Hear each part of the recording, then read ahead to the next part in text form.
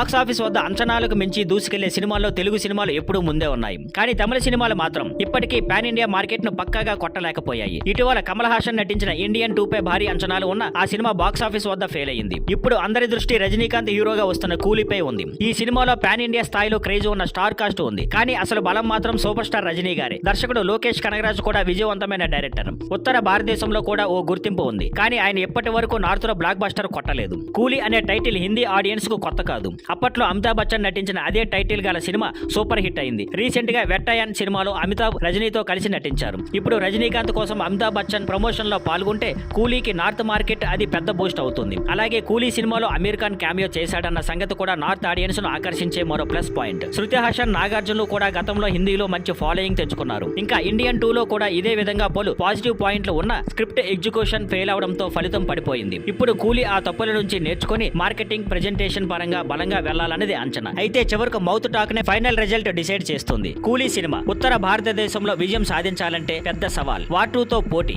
అయితే కంటెంట్ బలంగా ఉంటే వార్ 2 ఫలితాన్ని పక్కన పెట్టి కూలీ సత్తా చూపించగలదు. కూలీ పాన్ ఇండియా కోడ్ బ్రేక్ చేస్తే తమిళ సినిమా పరిశ్రమ నుంచి మరిన్ని సినిమాలు దేశవ్యాప్తంగా ప్రేక్షకుల మనసులో గెలుచుకునే అవకాశం ఉంటుంది.